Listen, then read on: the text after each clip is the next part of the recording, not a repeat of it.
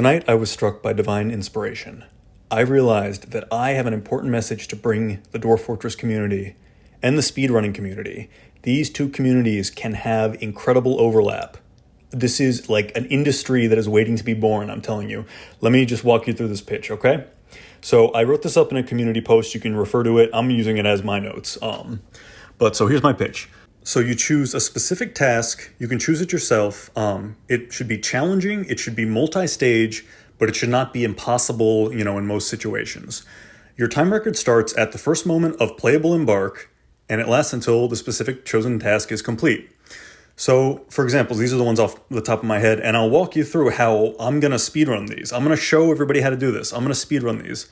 So the first things I thought of. So examples, 75 bedrooms. As soon as 75 bedrooms exist or built, available for dwarves, you stop the timer. And then, that's your personal best. So let me give all the examples before I go into how I might strategize each one.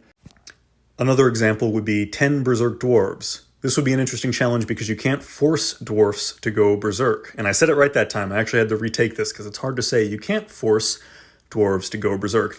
You can't, but it happens. And so you would have to set... I'll get into the strategies after this. I'm so excited about how I'm going to try each one of these. Another example of something you could try in Dwarf Fortress to speedrun would be fastest fortress failure. Oh man, I didn't say that one right on the first try. I'm going to keep going.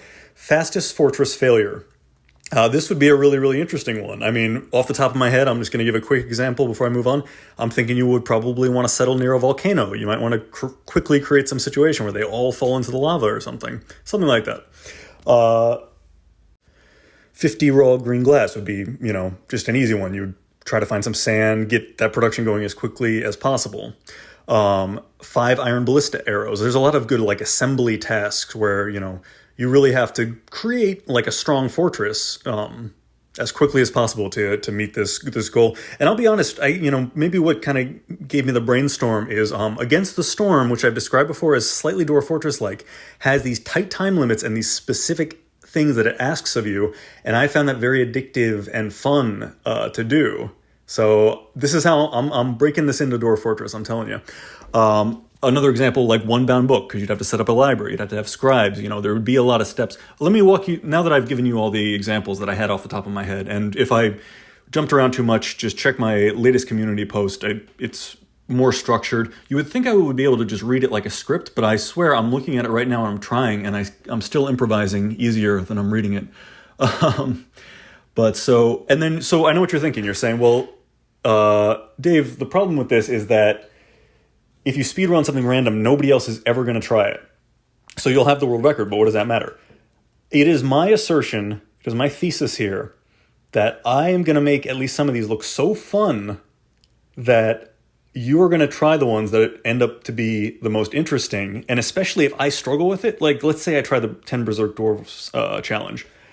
And it takes me, because all I can think of, I'll walk you through the strategy that I'm thinking of for this one right now. You would have to have very few items and encourage strange moods as much as possible and just kind of farm failed strange moods. That would take a long time. So maybe my personal best for that is going to be a segmented save, which is a speedrunning term. We can get more into that.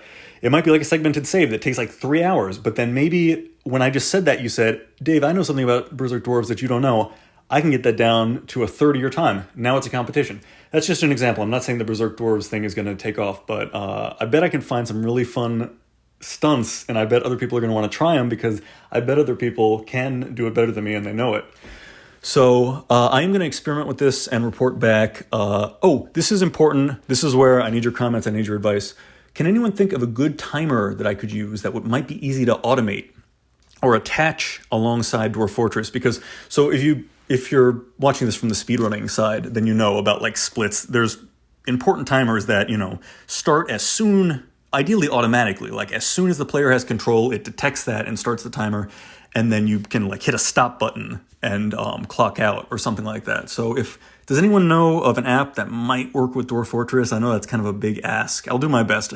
Even if at first I have to, time it in a rougher way, I'll figure it out. But please do leave it in the comments if you can help me with that.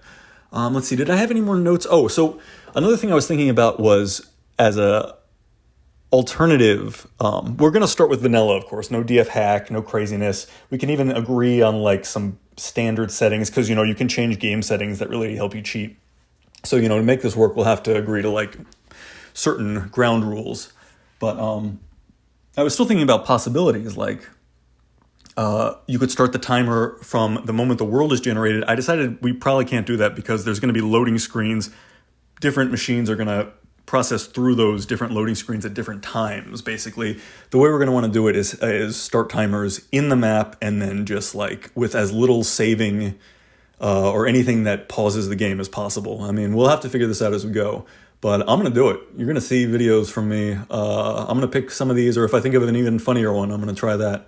And I'll report back, and I'm going to put my personal best and also the world record, because unless somebody else has already done this, exactly what I did, I'll post that world record time, and then everybody else can come and beat me. All right, I think that's all I have. I was really excited by this idea. This is like a renaissance of Dwarf Fortress for me. You know, I was kind of getting a little tired and bored, and then I realized, I said, wait, you gave up. You almost gave up right before the greatest moment of your life. I'm about to be a champion of something that doesn't exist yet, at least briefly, until you all pick this up as well.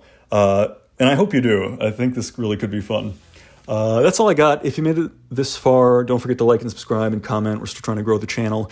Maybe don't even do that this time. Maybe you want to get these early world records before my channel gets too big, and then like we can all be famous. I don't know. But I do everything, comments, likes, subscribing, and actually it does help my channel. It tells YouTube to show my stuff to people. So if you're excited by this idea and you do want more people to check it out, then you know what to do. All right. Good night, everybody. Thank you for listening.